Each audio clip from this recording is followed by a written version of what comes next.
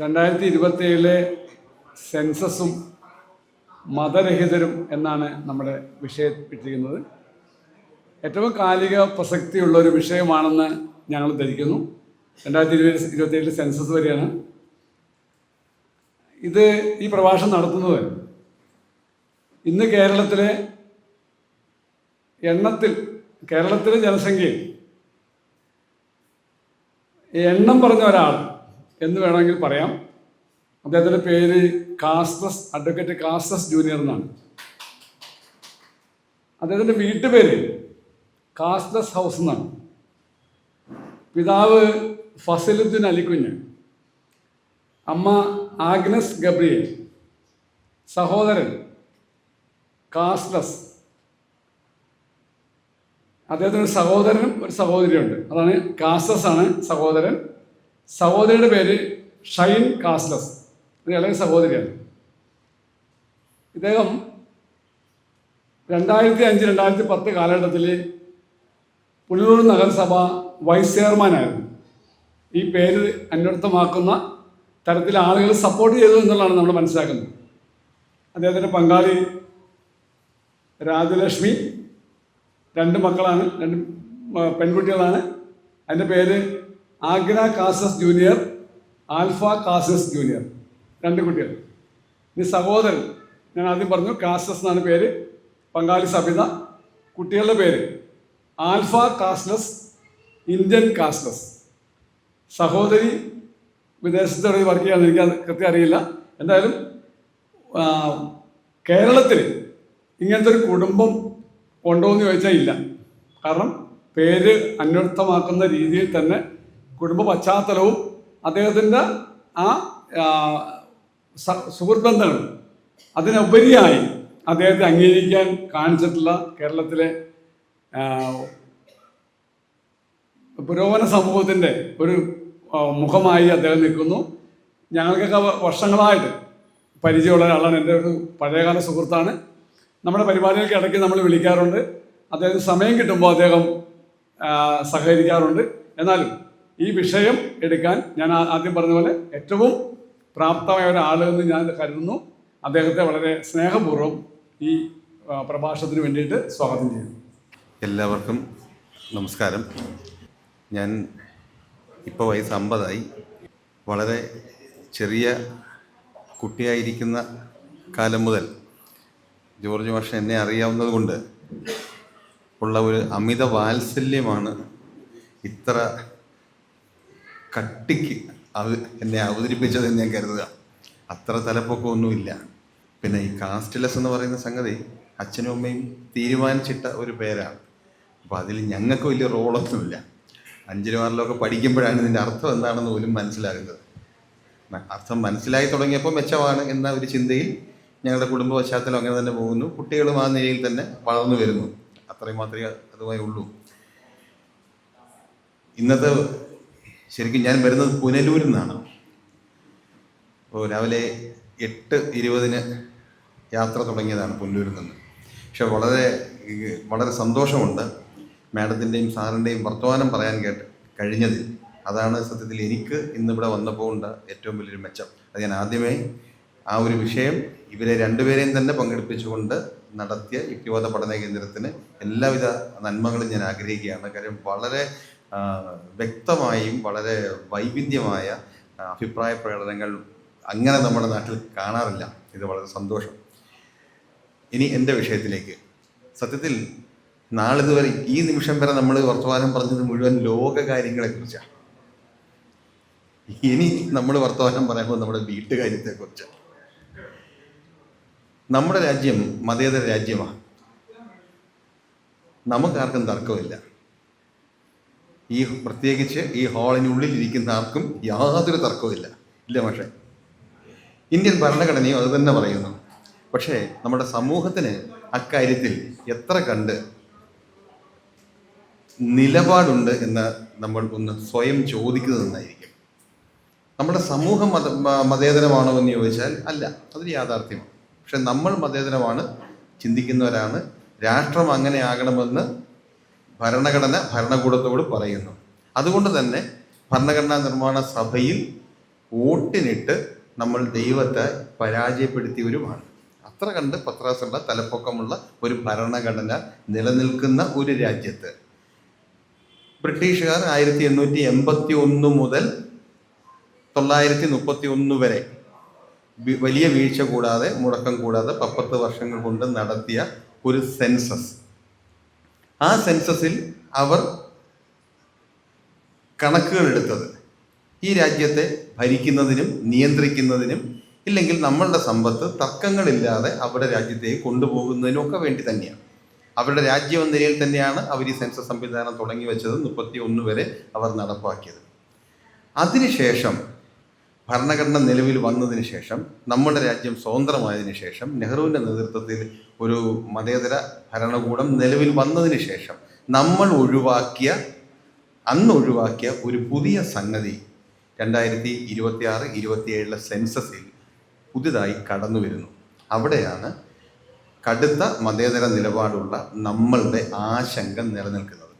അതായിരിക്കും ഒരുപക്ഷെ ജോർജ് മാഷ് ഈ വിഷയം എടുക്കാനുള്ള പ്രധാനപ്പെട്ട ഒരു കാര്യം. ബ്രിട്ടീഷ് ഇന്ത്യയിൽ നടപ്പാക്കിയ സെൻസസിൽ ഉണ്ടായിരുന്ന വിവിധ ചോദ്യങ്ങളിൽ വ്യക്തിഗത ചോദ്യങ്ങളുടെ കൂട്ടത്തിൽ ഉണ്ടായിരുന്നതാണ് ആ വ്യക്തിയുടെ മതം, ആ വ്യക്തിയുടെ ജാതി, ഇല്ലെങ്കിൽ റേസ് ഉൾപ്പെടെയുള്ള സംഗതികൾ.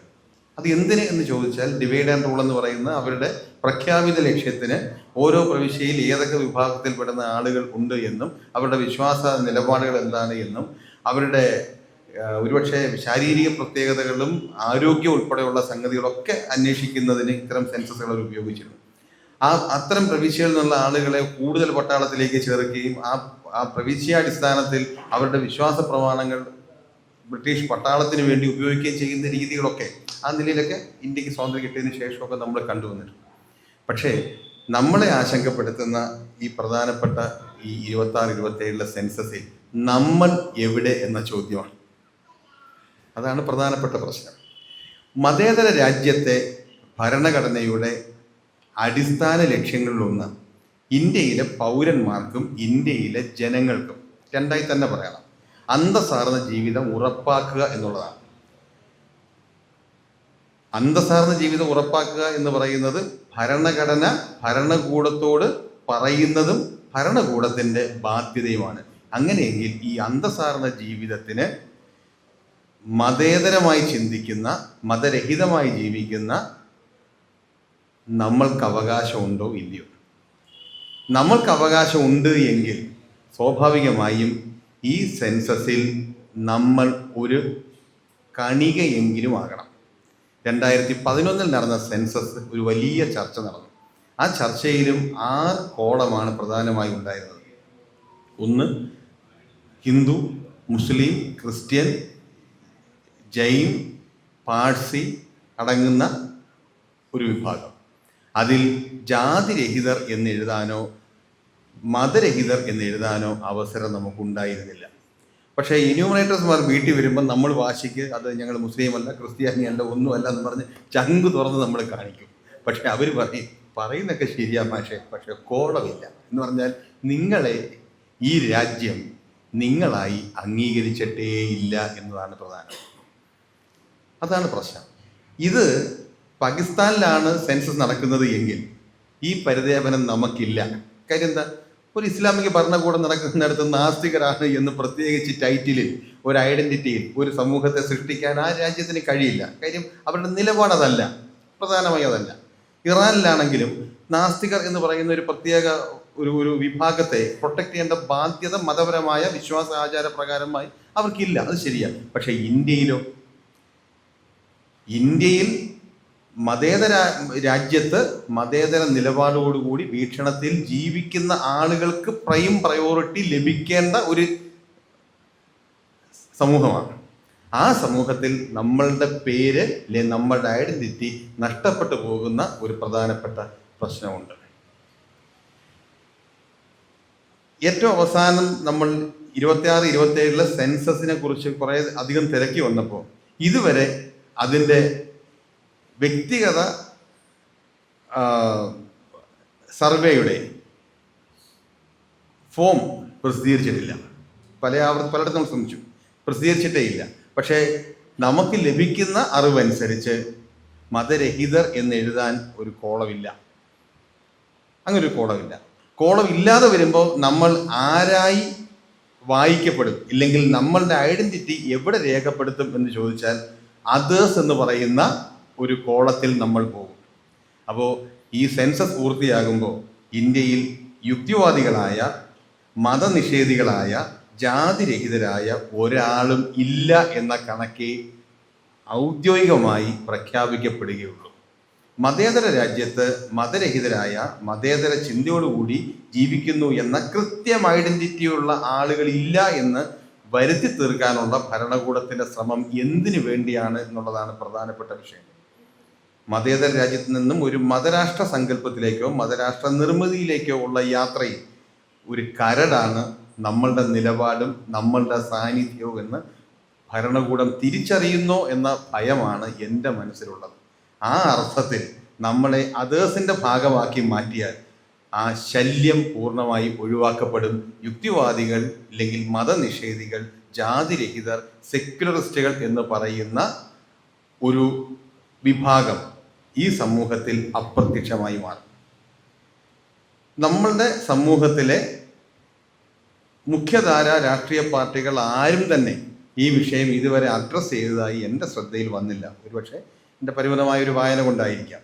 ഇതൊരു ഗൗരവമുള്ള വിഷയമാണ് എന്ന് ആരും അഡ്രസ്സ് ചെയ്ത് കാണുന്നില്ല. ഇനി ഈ നിലപാടുള്ള ആളുകൾക്ക് എന്ത് ചെയ്യാൻ കഴിയും എന്ന് ചോദിച്ചാൽ ഇത് രേഖപ്പെടുത്തിയേ കഴിയുള്ളൂ എന്നുള്ളത് നിർബന്ധമാണ്. ആ നിലവിലെ ഏതെങ്കിലും ഒരു മതത്തിൻ്റെ ഓപ്ഷൻ ആ ബോക്സ് ഫില്ല് ചെയ്യല്ലാതെ വേറെ മാർഗമില്ല.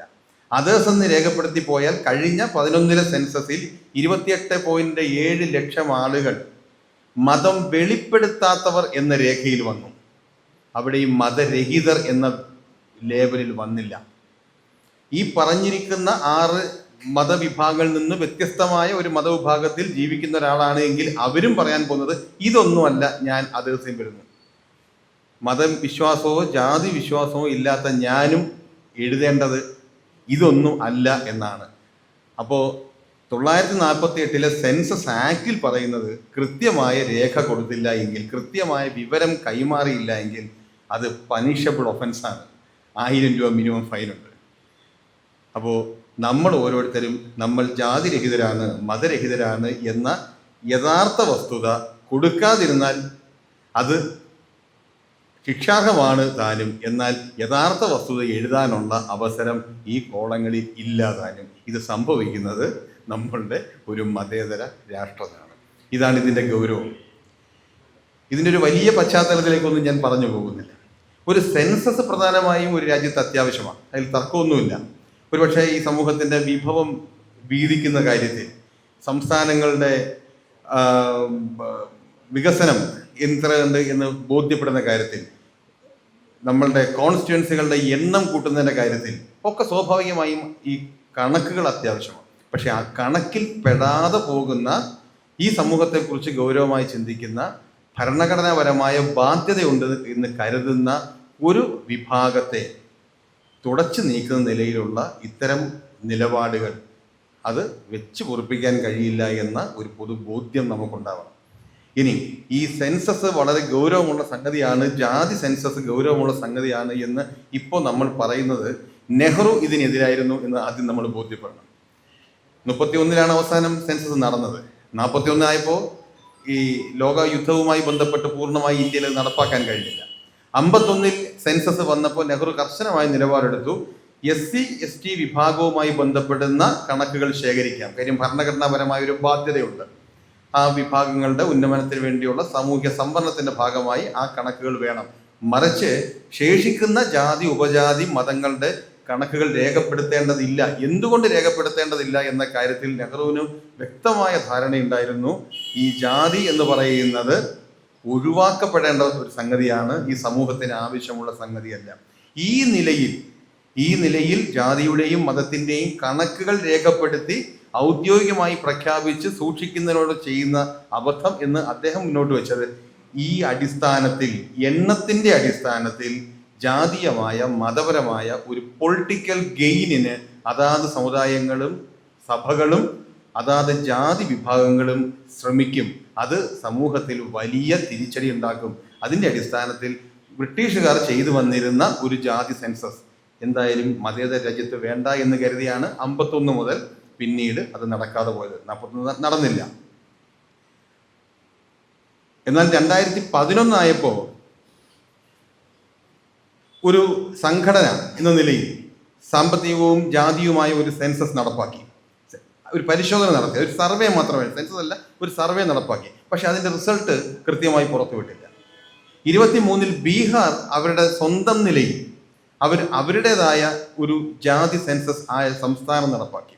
ആ സംസ്ഥാനം ജാതി സെൻസസ് നടപ്പാക്കിയിട്ട് ഒരു റിസൾട്ട് വിട്ടതാണ് ഇന്ത്യയിൽ ഈ ജാതി സെൻസസിന് ഒരു പ്രത്യേക ഒരു ബും ഉണ്ടാക്കാനുള്ള സംഗതി. എന്താണെന്ന് ചോദിച്ചാൽ, അതുവരെയുള്ള സങ്കല്പത്തിൽ പിന്നോക്ക ജനവിഭാഗം SC ST എന്നൊക്കെ പൊതുവിൽ ഭരണഘടനാപരമായി പറഞ്ഞു വെക്കുന്നെങ്കിലും 63% ആളുകൾ അവിടെ പിന്നോക്കാവസ്ഥയിൽ കഴിയുന്നത് OBC ആണ് എന്നും അതർ എക്കണോമിക്കലി ബാക്ക്വേർഡ് ആയിട്ടുള്ള ക്ലാസ് ആണ് എന്ന നിലയിലാണ് ബീഹാർ അതിൻ്റെ സെൻസസ് പുറത്തുവിട്ടത്. അങ്ങനെ വന്നപ്പോഴാണ് കേരളം ഉൾപ്പെടെയുള്ള കേരളത്തിൽ തന്നെ പ്രവർത്തിക്കുന്ന ജാതി സംഘടനകളെല്ലാം തന്നെ ഇത് ഉടൻ നടപ്പാക്കണം എന്ന നിലയിലേക്ക് വന്നത്.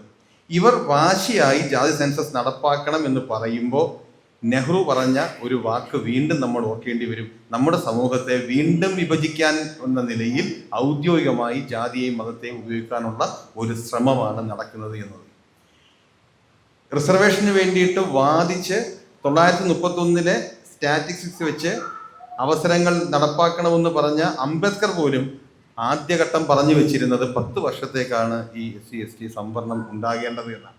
അതിനുശേഷം തുടരുന്ന ഒരു സാഹചര്യം ഉണ്ടായാൽ ഒരുപക്ഷെ ഈ സമൂഹത്തിൻ്റെ ഒരു കെട്ടുറപ്പിനെ തന്നെ ഈ സംവരണം ബാധിക്കും എന്ന നിലയിലുള്ള വീക്ഷണവും ഡോക്ടർ അംബേദ്കർ അന്ന് പറഞ്ഞിരുന്നു. പക്ഷേ ഈ പറയുന്ന വീക്ഷണങ്ങൾക്കൊക്കെ അപ്പുറമായി ഭരണഘടനയുടെ നിലപാടുകൾക്കപ്പുറം ഭരണകൂടം തന്നെ ഈ ജാതിയെയും മതത്തെയും ഉപയോഗിക്കാനുള്ള ഒരു ധാരണയുടെ അടിസ്ഥാനത്തിൽ ഇപ്പോൾ മുന്നോട്ട് വെക്കുന്ന ഈ ജാതി സെൻസസിൽ മതേതരവാദികളുടെ സ്പേസ് ഇല്ലാതാകുന്നു എന്നുള്ളതാണ് ഈ വിഷയത്തിൻ്റെ ഗൗരവം.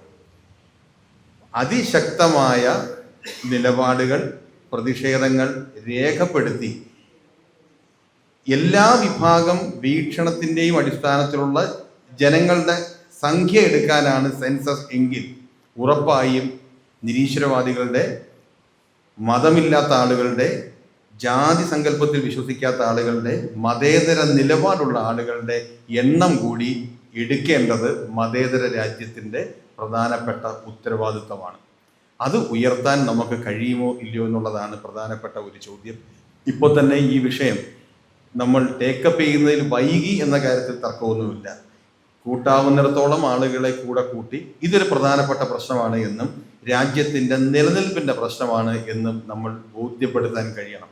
ഇവിടെ ഏറ്റവും വളരെ ബുദ്ധിമുട്ടോടു കൂടി നമ്മൾ മനസ്സിലാക്കേണ്ട സംഗതി എന്താണെന്ന് വെച്ചാൽ മറ്റൊന്നുമല്ല, ഒരു മത രാജ്യത്തിലേക്കുള്ള ഒരു യാത്രയിൽ ഏറ്റവും അധികം ചോദ്യങ്ങൾ ഉയർന്നു വരുന്നത് മതേതര ധാരണയുള്ള ആളുകളുടെ നാവിൽ നിന്നാണ്.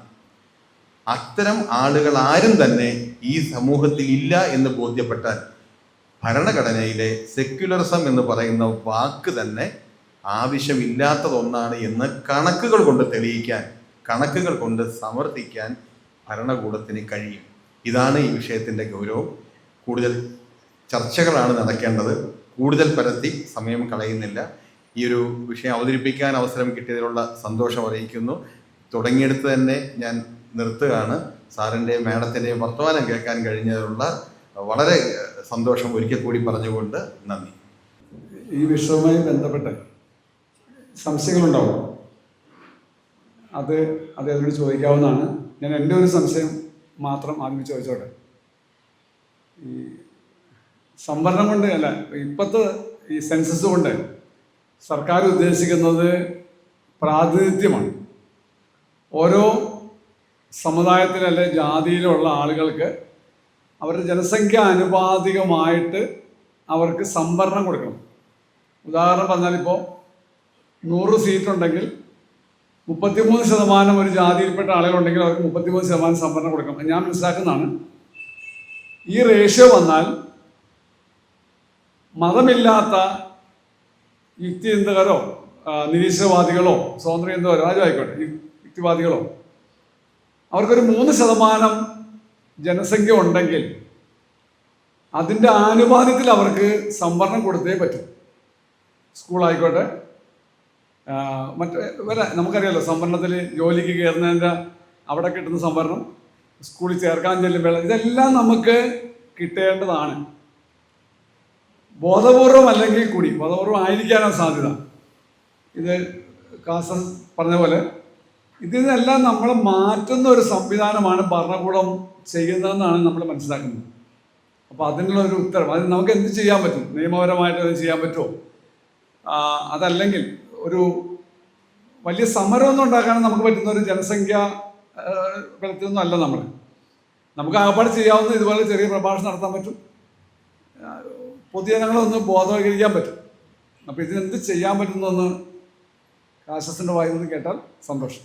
ഇതിൻ്റെ ഒരു റെഡിമെയ്ഡ് ആൻസർ എൻ്റെ കയ്യിലില്ല. നമ്മൾ കൂട്ടായി ആലോചിക്കുക എന്നുള്ളതാണ് പ്രധാനം. 2, ഇത് നമുക്ക് ചെയ്യാൻ കഴിയുന്ന ഏക കാര്യം ജുഡീഷ്യറി ഇതിൽ ഇടപെടണം, ഇല്ലെങ്കിൽ നമ്മൾ കേസുകളുമായി പോകണം. വേറെ ഒന്നുമല്ല. നിയമത്തെ നമ്മൾ സഹായത്തിന് വിളിക്കുക അല്ലാതെ വേറെ മാർഗമില്ല.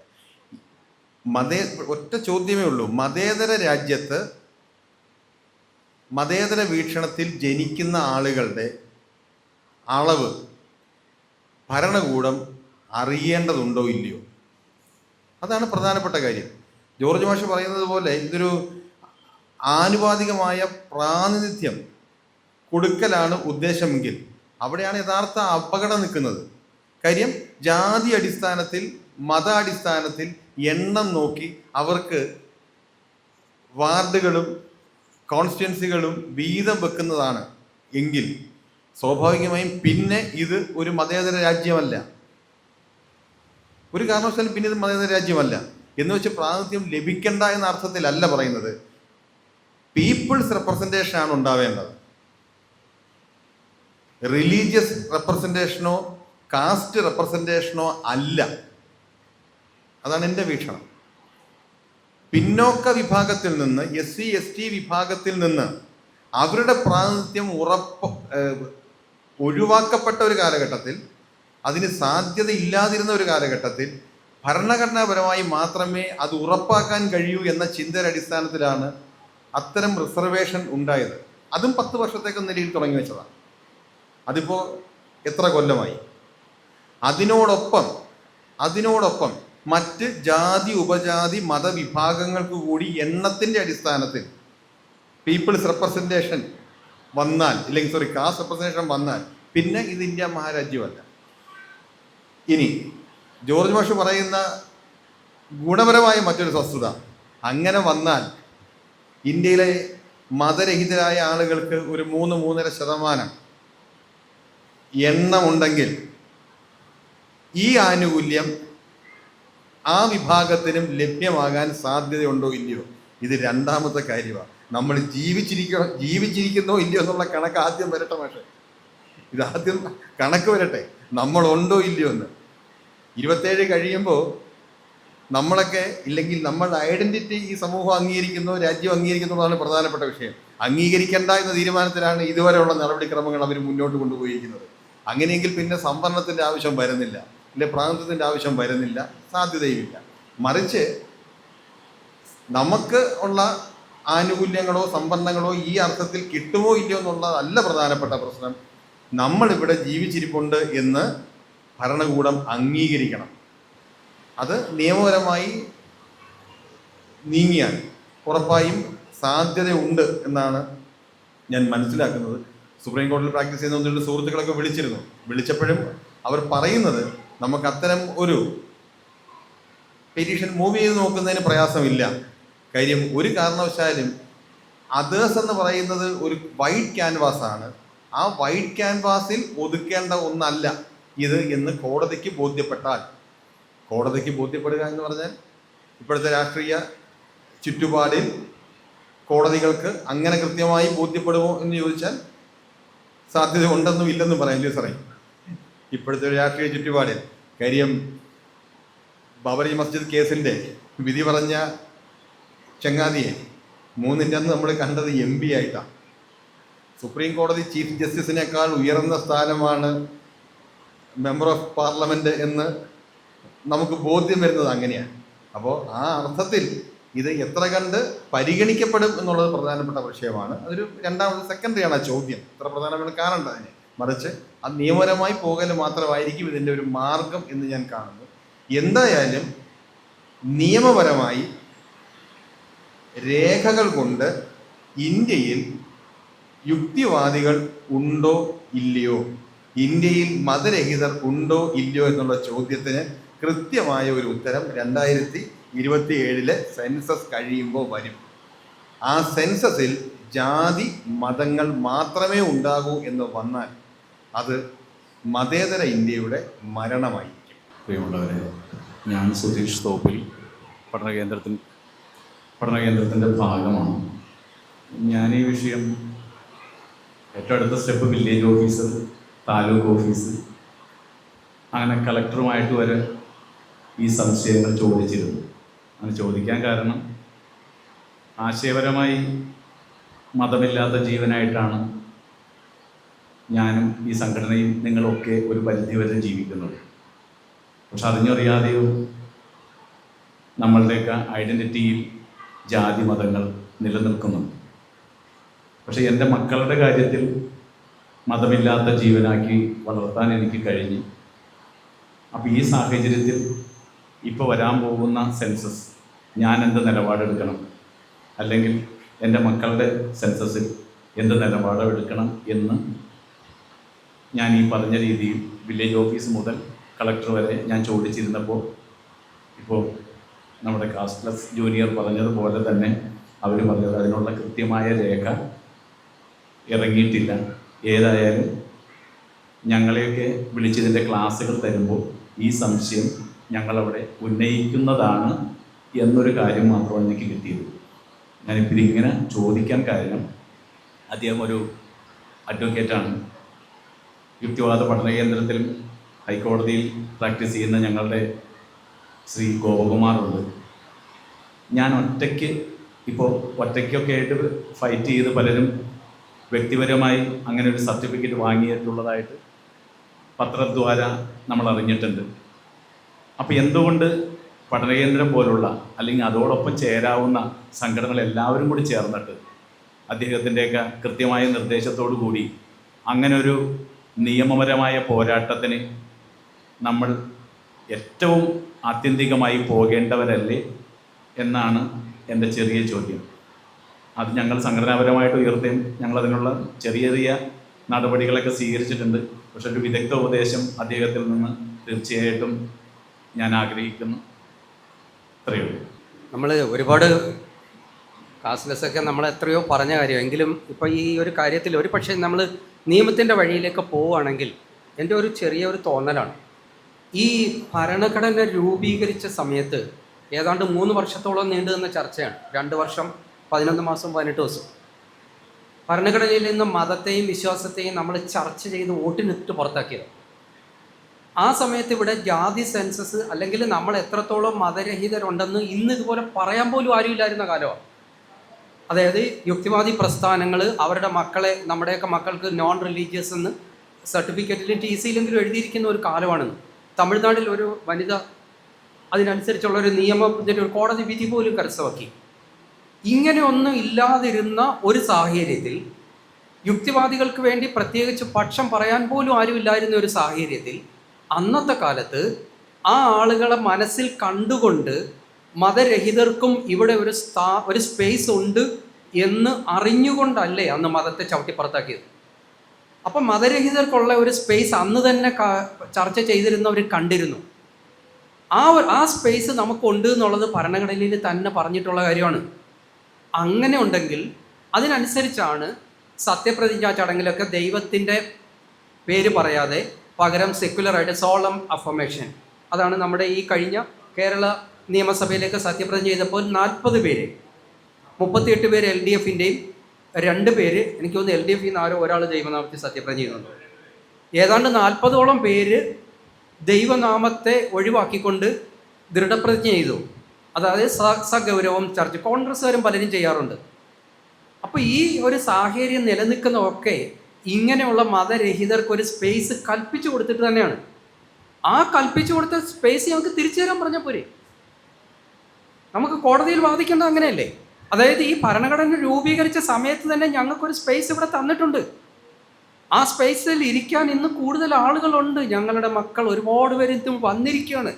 ആ സ്പേസ് ഞങ്ങൾക്ക് തരണം എന്ന് ആവശ്യപ്പെട്ടാൽ അത് തരാതിരിക്കാൻ നമ്മുടെ ഇവിടുത്തെ നീതിന്യായ വ്യവസ്ഥയ്ക്ക് കഴിയുമോ? അപ്പോൾ ഏത് രീതിയിലായിരിക്കണം നിയമപരമായിട്ട് നമ്മളതിന് മുന്നോട്ട് പോകേണ്ടതെന്ന് പറഞ്ഞാൽ ആ കൃത്യമായ ലക്ഷ്യത്തിന് വേണ്ടി പോകാൻ കഴിഞ്ഞാൽ ഒരുപക്ഷെ നിയമപരമായ ഒരു വലിയ സംവാദത്തിന് വഴിവെക്കും. അത് തീർച്ചയായിട്ടും അതിന് ഫലം ഉണ്ടാകുമെന്നാണ് എൻ്റെ ഒരു ശുഭപ്രതീക്ഷ.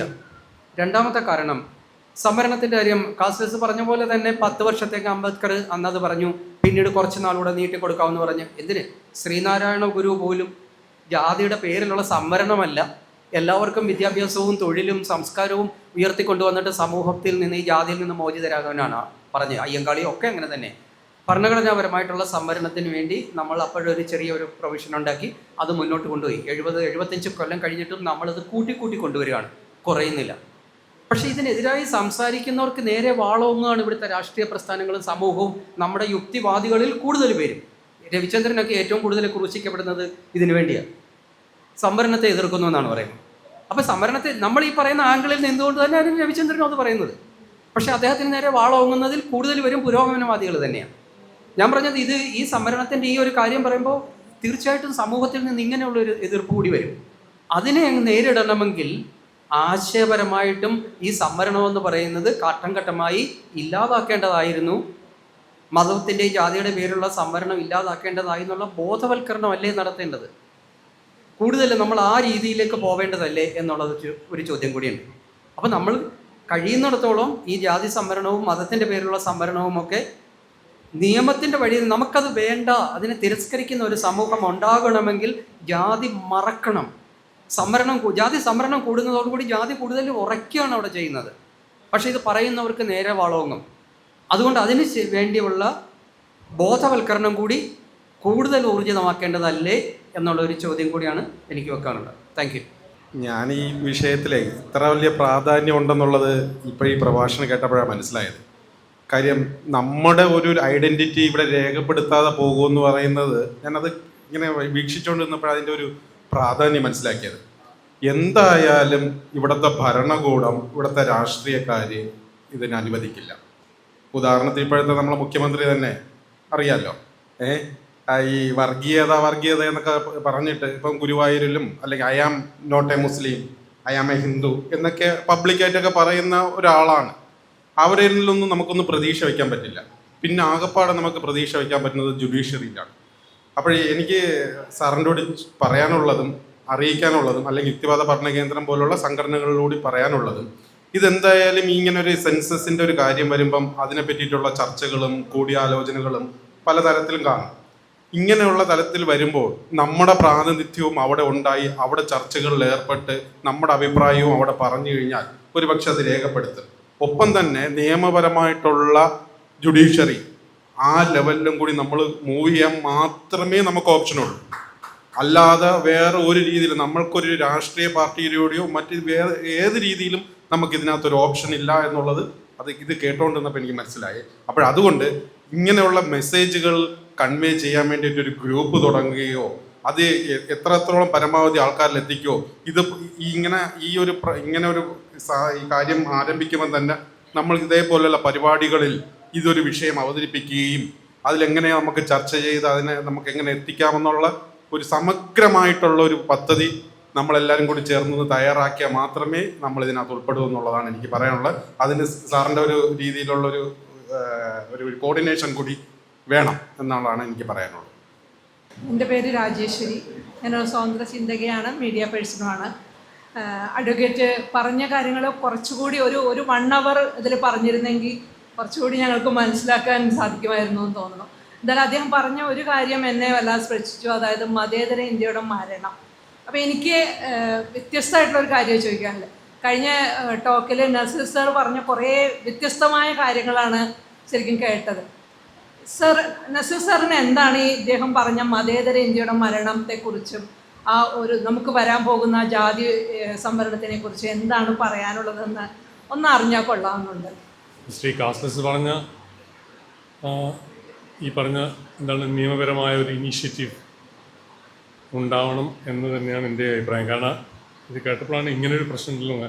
കഴിഞ്ഞ സെൻസസിൻ്റെ കാലത്ത് ഞാനൊക്കെ ബോധപൂർവം ഇത് എന്താണ് മതരഹിതനാണ് എന്ന് ഉറപ്പിച്ച് പറയാൻ വേണ്ടി, പക്ഷെ അങ്ങനൊരു സാധ്യതയില്ല. ഇത് ഇപ്പം എൻ്റെ വീക്ഷണം എന്തുകൊണ്ടാണ് ചോദിച്ചത് എനിക്ക് മനസ്സിലായില്ല. ഇന്ത്യ ഒരു കാലത്തും ഒരു മതേതര രാജ്യമാണ് എന്ന് ഞാൻ വിശ്വസിക്കുന്നില്ല. അപ്പം ഇന്ത്യ മതേതരത്വം എന്നെല്ലാം പറയുന്നത് പേരിൽ അങ്ങനെ ഉണ്ട്, പക്ഷെ നമ്മൾ മതത്തിലാണ്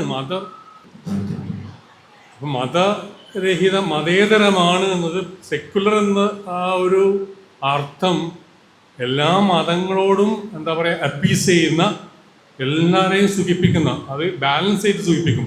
അത് മറ്റേ ഹിന്ദു മതത്തിന് അതിന് വോട്ട് കിട്ടുമെങ്കിൽ അതിൽ നോക്കും, മറ്റേ ഇസ്ലാം മതത്തിനെ സുഖിപ്പിച്ചാൽ അതിന് വല്ല വോട്ട് കിട്ടുമെങ്കിൽ അതും ചെയ്യും.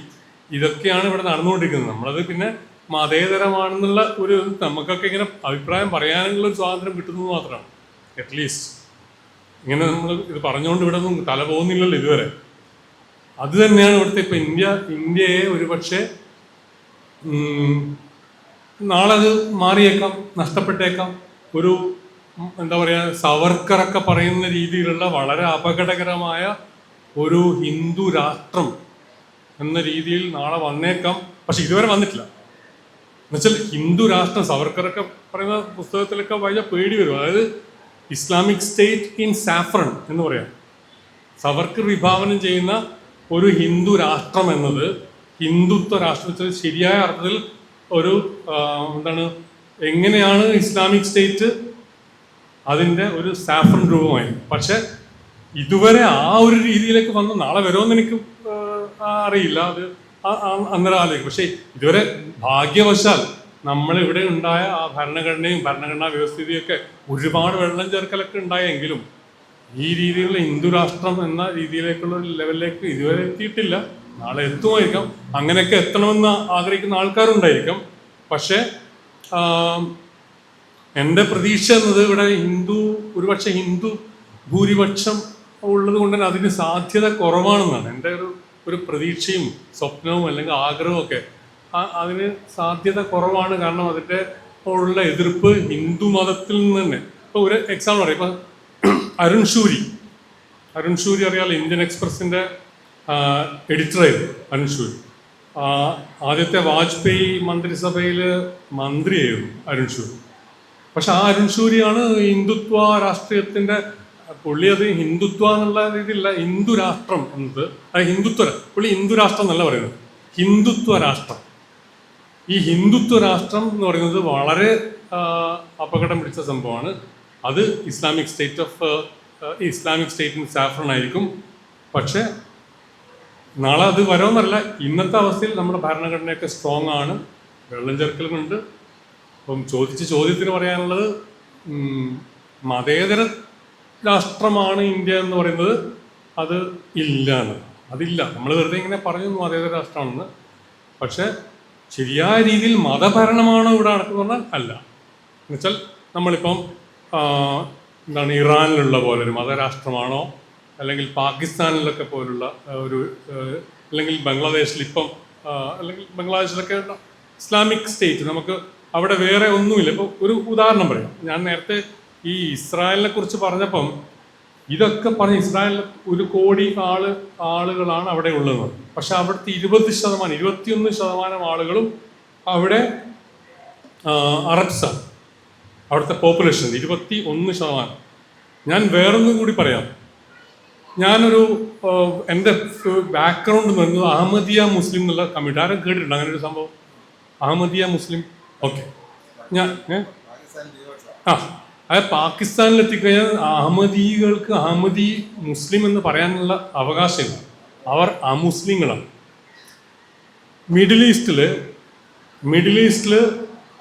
അഹമ്മദികൾക്ക് പ്രവർത്തിക്കാനുള്ള, അഹമ്മദികൾക്ക് മാത്രമല്ല ബഹായികൾ എന്ന് പറഞ്ഞൊരു ഗ്രൂപ്പുണ്ട്, കേട്ടിട്ടുണ്ടോ? ബഹായികൾക്ക് സ്വതന്ത്രമായി പ്രവർത്തിക്കാനുള്ള ഏക രാജ്യം മിഡിൽ ഈസ്റ്റിൽ ഇസ്രായേലാണ്. ഇപ്പം എൻ്റെ കുറേ ബന്ധുക്കളൊക്കെ ഈ പിന്നെ യുഎയിലുണ്ട്, ദുബായിലൊക്കെ. അപ്പോൾ അവർ വെള്ളിയാഴ്ചകളിലൊക്കെ ഇവർ കോൺഗ്രിഗേഷൻ, വെള്ളിയാഴ്ച പ്രാർത്ഥന ഉണ്ടല്ലോ, അതിലൊക്കെ ഇവരെന്താ വെച്ചാൽ നിയമപരമായിട്ട് അവർക്ക് പള്ളി ഉണ്ടാക്കാൻ പറ്റില്ല. അഹമ്മദികൾക്ക് പള്ളി ഉണ്ടാക്കി പ്രാർത്ഥിക്കാൻ പറ്റില്ല. ഹിന്ദുക്കൾക്ക് ഒരു ക്ഷേത്രമുണ്ട്, പക്ഷെ അഹമ്മദികൾക്ക് അത് പറ്റില്ല. അവരെന്ത് വെച്ചാൽ അവിടുത്തെ ഭരണകൂടം കുറച്ചുകൂടി ടോളറൻ്റ് ആയതുകൊണ്ട് അദ്ദേഹം കണ്ണടക്കും. എന്ന് വെച്ചാൽ ഏതെങ്കിലും ആളുടെ വീട്ടിലൊക്കെ ആയിട്ട് തൽക്കാലം ഒരു പരിപാടിയാക്കി കൂടും. പക്ഷേ ലീഗലി വാലിഡ് അല്ല. എന്ന് പറഞ്ഞാൽ ഇപ്പോൾ ജൂതരാജ്യമാണ് ഇസ്രായേൽ എന്ന് പറയുമ്പോഴും അവിടെയുള്ള പോപ്പുലേഷനിൽ സെക്യുലർ ജ്യൂ ഉണ്ട്, റിലീജിയസ് ജ്യൂ ഉണ്ട്, വളരെ അപകടം പിടിച്ച ഓർത്തഡോക്സ് ജ്യൂസ് ഒക്കെ ഉണ്ട്, വളരെ ഫണ്ടമെന്റലിസ്റ്റ് ആയിട്ടുള്ള. ഇപ്പം ഈയിടെ ഒരു ക്രിസ്ത്യൻ നണ്ണിനെ, കന്യാസ്ത്രീയെ ചവിട്ടി താഴിട്ട ഒരു ഇതുണ്ട്. അങ്ങനെയുള്ള ആളുകളുണ്ട്. പക്ഷെ ജനറലി സ്പീക്കിംഗ് അവിടെ ഒരു സെക്യുലർ വ്യവസ്ഥിതിയാണ്. ആ രീതിയിലുള്ള സെക്യുലർ നമുക്കങ്ങനെ, നമ്മളെല്ലാം ഇപ്പം ഇവിടെ തന്നെ ഇസ്രായേൽ തന്നെ എടുക്കുക, അവിടെ ഇസ്ലാമിസ്റ്റ് പാർട്ടിയുണ്ട്. മുസ്ലിം ബ്രദർഹുഡിനുമായിട്ട് ബന്ധമുള്ള ഇസ്ലാമിസ്റ്റ് പാർട്ടി രാഷ്ട്രീയ പാർട്ടിയാണ്. ആ രാഷ്ട്രീയ പാർട്ടിയുടെ സപ്പോർട്ടോടുകൂടിയാണ് കഴിഞ്ഞ പ്രധാനമന്ത്രി ബെന്നറ്റ് പ്രധാനമന്ത്രിയാവും. ഇവരുടെ സപ്പോർട്ട് വേണേ അവർ ആയിരുന്നു കിങ് മേക്കർ, ഇസ്ലാമിസ്റ്റ് പാർട്ടി. ശരിക്കും അതിൻ്റെ പേരെനിക്ക് പെട്ടെന്ന് ഓർമ്മ കിട്ടുന്നില്ല. അവർക്ക് 4-5 MP-മാരുണ്ട്. അപ്പം അർത്ഥത്തിൽ അതിന് ഒരു സെക്യുലർ രാജ്യമാണ് എന്ന് നമ്മൾ സെക്യുലറിസത്തെ കുറിച്ച് എന്താണോ വിചാരിക്കുന്നത് ആ രീതിയിലുള്ള സെക്യുലറിസം ഒന്നും ഇന്ത്യയില്ല. മതപ്രീണനമാണ്, എല്ലാവരും പ്രീണിപ്പിക്കാനുള്ള അധികാരത്തിലുള്ള ആൾക്കാർക്ക് നമുക്ക് ഒരു രക്ഷയുമില്ല. അത് ഏത് പാർട്ടിയൊന്നും ഇല്ല കേട്ടോ, ഇന്ന പാർട്ടിയൊന്നുമില്ല. എല്ലാ ആൾക്കാർക്കും കുറച്ച് വോട്ട് കിട്ടുമെന്ന് ഉറപ്പാണെങ്കിൽ അവരെ പ്രീണിപ്പിക്കും. ഇവിടെ കുറച്ച് ജൂതന്മാരിൽ നോട്ടിക്കോ വോട്ട് എന്താണ് ഒരു സബ്സ്റ്റാൻഷ്യൽ നമ്പർ ഓഫ് ജൂതന് അവരെയും പ്രീണിപ്പിക്കും. അതാണ് അവസ്ഥ. എൻ്റെ ചോദ്യത്തിനുള്ള ഉത്തരമാണെന്ന് എനിക്കറിയില്ല. Okay, thank you. ചർച്ച വളരെ ഗൗരവമായി മാറുന്നു. ഈ നിരീക്ഷണങ്ങളൊക്കെ ഇതൊക്കെ നമ്മളുടെ മനസ്സിൽ നിന്ന് അടിസ്ഥാനപരമായി വരുന്ന ആശങ്കകളാണിത്. പ്രധാനപ്പെട്ട വിഷയം സാറ് ഞാൻ തുടക്കത്തിൽ പറഞ്ഞത് അത് തന്നെയാണ്. ഇന്ത്യ മതേതര രാജ്യമാണ്, ഭരണഘടന അങ്ങനെ പറയുന്നു. എന്നാൽ നമ്മുടെ സമൂഹം അതല്ല എന്ന് പറഞ്ഞാണ് ഞാൻ ആ സാറിൻ്റെ പോയിന്റ് ഞാൻ ഡിഫർ ചെയ്യുന്നില്ല. I do agree. ഇവിടെ പ്രശ്നം എന്താണെന്ന് ചോദിച്ചാൽ നമ്മളുടെ തിരുവിതാംകൂർ രാജ്യത്തെക്കുറിച്ച് പറയും. തിരുവിതാംകൂർ ഇന്ത്യക്ക് സ്വാതന്ത്ര്യം ലഭിക്കുന്നതിന് മുമ്പ് തിരുവിതാംകൂർ ഒരു ഹിന്ദു രാജ്യമായിരുന്നു എന്ന് ആരും പറയാറുമില്ല, അത് ചിന്തിക്കാറുമില്ല. തിരുവിതാംകൂർ ഒരു ഹിന്ദു രാജ്യമായിരുന്നു. തിരുവിതാംകൂർ ഹിന്ദു രാജ്യമായിരുന്നു എന്നുള്ളത് കൊണ്ടാണ് കീഴാള പിന്നോക്ക വിഭാഗത്തിൽപ്പെടുന്ന ആളുകൾക്ക് ആചാരത്തിൻ്റെ അടിസ്ഥാനത്തിൽ വസ്ത്രം ധരിക്കാൻ അധികാരം ഉണ്ടായിരുന്നില്ല, കമ്മൽ ധരിക്കാൻ അധികാരം ഉണ്ടായിരുന്നില്ല, വീട് എന്ന സങ്കല്പം പോലും ഉണ്ടായിരുന്നില്ല, വീട് കെട്ടാൻ അവകാശം ഉണ്ടായിരുന്നില്ല, ഉപ്പ് എന്ന് പറയാൻ അധികാരം ഉണ്ടായിരുന്നില്ല, ഒന്നും ഉണ്ടായിരുന്നില്ല. അത് ഒരു ഹിന്ദു രാജ്യത്തിൻ്റെ അവിടുത്തെ നാട്ടാചാരങ്ങളുമായി ബന്ധപ്പെട്ട സംഗതിയാണ്. പക്ഷേ തിരുവിതാംകൂർ ഒരു ഹിന്ദു രാജ്യമായിരുന്നു എന്ന് നമ്മൾ ആരും പറയാറില്ല. ആ തിരുവിതാംകൂറിനെയും ഒരു മതേതര രാജ്യമായിട്ടാണ് നമ്മൾ ഇന്ന് വായിക്കാൻ ശ്രമിക്കുന്നത്. സാറ് പറഞ്ഞതുപോലെ ഇന്ത്യ എന്ന ഈ മഹാരാജ്യത്തിന് മതേതരത്വം എന്നത് മനസ്സിലായിട്ടുണ്ടാവില്ല, അത് സത്യമാണ്. പക്ഷേ ഭരണഘടന മതേതരത്വത്തിൽ ഊന്നിയാണ് നിൽക്കുന്നത് എന്നുള്ളത് കൊണ്ടാണ് നമ്മളുടെ മനസ്സിലുള്ള ജാതി മത സങ്കുചിത വിചാരങ്ങൾ പൊതുസമൂഹത്തിൽ നമ്മൾ പരീക്ഷണത്തിനായി ഇറക്കാത്തത്. ആ ഒരു ബാർ ഉള്ളത് കൊണ്ടാണ്. ഇപ്പോൾ ആർട്ടിക്കിൾ 25, 26 റൈറ്റ് ടു റിലീജിയൻ, മതസ്വാതന്ത്ര്യം. ഈ മതസ്വാതന്ത്ര്യത്തെക്കുറിച്ച് നമ്മൾ വാതോരാതെ വർത്തമാനം പറയുമ്പോൾ, പ്രത്യേകിച്ച് ഈ ഇലക്ഷനിൽ വർത്തമാനം പറയുമ്പോൾ, ഒരു തമാശയ്ക്ക് വേണമെങ്കിൽ പറയാം, ഇപ്പോൾ ഒരു മുസ്ലിം പോപ്പുലേഷനുള്ള അധികം ഉള്ള ഒരു സ്ഥലത്ത് ചെന്ന് ഇന്ത്യൻ മതേതരത്വത്തിൻ്റെ മകുടോദാഹരണമായ ബാബറി മസ്ജിദ് തകർത്തത് ശരിയല്ല എന്ന് പറയുന്ന അതേ വാശിയിൽ തന്നെ മറുവിഭാഗം എന്ന് കരുതുന്ന ആളുകളുടെ ഭൂരിപക്ഷ സമൂഹത്തിൽ ചെന്നുകൊണ്ട് ഇന്ത്യൻ മതേതരത്വത്തിന് എന്നും മോശമായിരുന്ന ബാബറി മസ്ജിദ് തകർക്കാൻ താമസിച്ചു പോയത് തെറ്റാണ് എന്ന് പറയുന്ന ഒരു രാഷ്ട്രീയം നമ്മുടെ ഈ ഇന്ത്യ മഹാരാജ്യത്തുണ്ട്. ഈ രണ്ടിനും കയ്യടി കിട്ടുന്ന ഒരു സമൂഹവുമാണ് നമ്മുടേത്. എന്തുകൊണ്ടാണ് എന്ന് ചോദിച്ചാൽ ഇന്ത്യൻ ഭരണഘടനയുടെ നിലപാട് എന്താണ് എന്ന് മഹാഭൂരിപക്ഷം ഇന്ത്യക്കാർക്കും അറിയില്ല. നമ്മളുടെ പാഠ്യപദ്ധതിയിൽ ഇന്ത്യൻ ഭരണഘടന ഇല്ല. അതാണ് പ്രശ്നം. പൊതുസമാധാനം, പൊതു സദാചാരം, പൊതുജനാരോഗ്യം എന്നിവയ്ക്കും ഇന്ത്യൻ ഭരണഘടനയിലെ മൗലിക അവകാശങ്ങൾക്കും ദോഷം വരാത്ത നിലയിൽ ഇന്ത്യയിലെ ഏതൊരാൾക്കും ഇഷ്ടപ്പെട്ട മതം വിശ്വസിക്കാനും പ്രചരിപ്പിക്കാനും അധികാരമുണ്ടെന്നാണ്. ഇന്ത്യൻ ഭരണഘടനയിൽ നെഗറ്റീവ് സെൻസിൽ തുടങ്ങുന്ന ഈ 2 ആർട്ടിക്കിൾ ഈ 25-26 ബാക്കിയെല്ലാം ഡയറക്റ്റ് ആയിട്ട് പറയുമ്പോൾ ഇത് കണ്ടീഷനോട് കൂടി പറയുന്ന 2 ആർട്ടിക്കിൾ ഇതാണ്.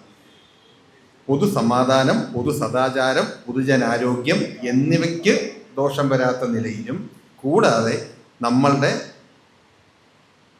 മൗലിക അവകാശങ്ങൾ, അതായത് അഭിപ്രായ സ്വാതന്ത്ര്യം ഉൾപ്പെടെയുള്ള മൗലിക അവകാശങ്ങൾക്കും ദോഷം വരാത്ത നിലയിൽ ഇഷ്ടപ്പെട്ട മതം വിശ്വസിക്കാനും അത് പ്രചരിപ്പിക്കാനും ഏതൊരാൾക്കും അവകാശമുണ്ട്. എന്ന് പറഞ്ഞാൽ അത് യഥാർത്ഥത്തിൽ വായിക്കേണ്ടത് എങ്ങനെയാണ്? നമ്മൾ വായിക്കുന്നത് എങ്ങനെയാണ്? നമ്മൾ വായിക്കുന്നത് ഇന്ത്യയിൽ ആർക്കും എന്ത് മതവും ഏത് നിലയിലും ഏതളവിലും ഏത് തൂക്കത്തിലും പ്രചരിപ്പിക്കാം എന്ന് പറയുമ്പോൾ എല്ലാ മതങ്ങൾക്കും ഉള്ള സ്വാതന്ത്ര്യമാണ് എന്നും, ഇല്ലെങ്കിൽ കുറച്ചുകൂടെ വളരെ സിമ്പിളായി പറഞ്ഞാൽ, നാട്ടിൻപുറം ഭാഷയിൽ പറഞ്ഞാൽ, ഏത് മതങ്ങൾക്കും എവിടെയും കിളയ്ക്കാൻ പറ്റുന്ന ഒരു സമൂഹമാണ് ഇന്ത്യ എന്നാണ് നമ്മൾ ഭരണഘടനയെ വ്യാഖ്യാനിച്ചു കൊടുക്കുന്നത്, ഇല്ലെങ്കിൽ ദുർവ്യാഖ്യാനിച്ചു കൊടുക്കുന്നത്. എന്താണ് ഭരണഘടന പറഞ്ഞത്? ഒറ്റ കാര്യം, അത് യഥാർത്ഥത്തിൽ വായിക്കേണ്ടത് പൊതുസമാധാനത്തിന് വിരുദ്ധമായ ഒരു മതസ്വാതന്ത്ര്യവും ഇന്ത്യയിലില്ല. പൊതു സദാചാരത്തിന് വിരുദ്ധമായ മതസ്വാതന്ത്ര്യം ഇന്ത്യയിൽ പറ്റില്ല. പൊതുജനാരോഗ്യത്തിന് ദോഷം വരുന്ന മതസ്വാതന്ത്ര്യം ഇന്ത്യയിൽ പറ്റില്ല. വ്യക്തിയുടെ മൗലിക സ്വാതന്ത്ര്യത്തിന് ദോഷം വരുന്ന ഒരു മതസ്വാതന്ത്ര്യവും ഇന്ത്യയിൽ പറ്റില്ല എന്ന് 1, 2, 3, 4, 5 എന്ന് എഴുതി വെച്ച് വായിക്കുകയാണ് ഇതിൻ്റെ വ്യാഖ്യാനം സത്യത്തിൽ. പക്ഷേ ഈ നിലയിൽ നമ്മൾ കുട്ടികളെ പഠിപ്പിക്കുന്നില്ല. ഈ സമൂഹത്തിൽ നിന്ന് നമ്മൾ ഒളിച്ചു വെക്കുന്നു. ഇതാണ് പ്രശ്നം.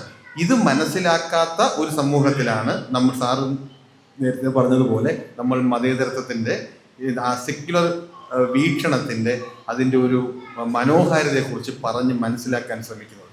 അവിടെയാണ് നമ്മൾ പരാജയപ്പെട്ടു പോകുന്നതിൻ്റെ പ്രധാനപ്പെട്ട പ്രശ്നം. ഇനി നമ്മൾ സെക്യുലറായി ഇരിക്കുന്നത്, ഇല്ലെങ്കിൽ ഇന്ത്യയിലെ ഭരണ നേതൃത്വത്തിൽ ഇരിക്കുന്ന ആളുകൾ സെക്യുലറായി ഇരിക്കേണ്ടി വരുന്നത്, ഇല്ലെങ്കിൽ അങ്ങനെ ഭാവിക്കേണ്ടി വരുന്നത് ഇന്ത്യൻ ഭരണഘടന സെക്യുലർ ആയതുകൊണ്ട് മാത്രമാണ്.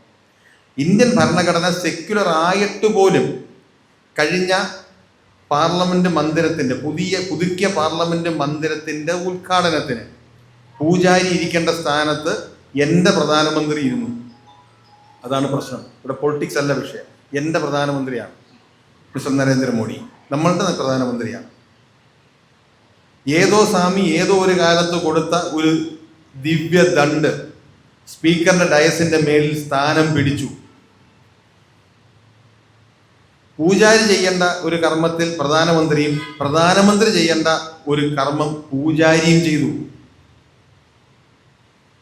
ദളിത് ആദിവാസി വൈദവ്യമുള്ള ഒരു സ്ത്രീയാണ് ഇന്ത്യൻ പ്രസിഡന്റ് എന്ന ഒറ്റ കാരണം കൊണ്ട് ഈ പുണ്യകർമ്മങ്ങളിൽ അവരെ ആചാരപ്രകാരം ഒഴിവാക്കി.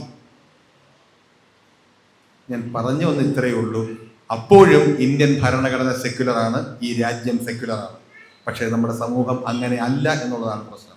ഈ ചോദ്യങ്ങൾ ചോദിക്കുന്ന ആളുകളെ ഈ സമൂഹത്തിൻ്റെ ഭാഗമല്ലാതാക്കിയോ ഇല്ലെങ്കിൽ ചാർവാകന്മാർ രാജ്യത്ത് അവശേഷിക്കുന്നില്ല എന്ന് ബോധ്യപ്പെടുത്താനോ വേണ്ടി ആയിരിക്കണം എൻ്റെ ബലമായ സംശയം 26-27 സെൻസസിൽ നമ്മൾ അപ്രത്യക്ഷരാകാൻ പോകുന്നത്.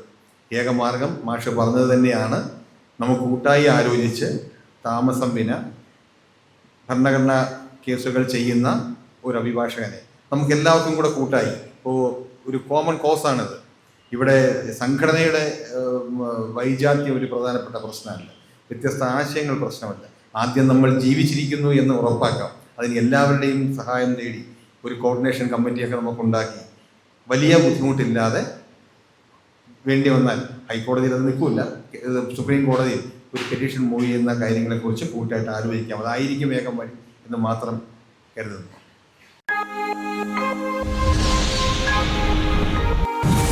Thank you.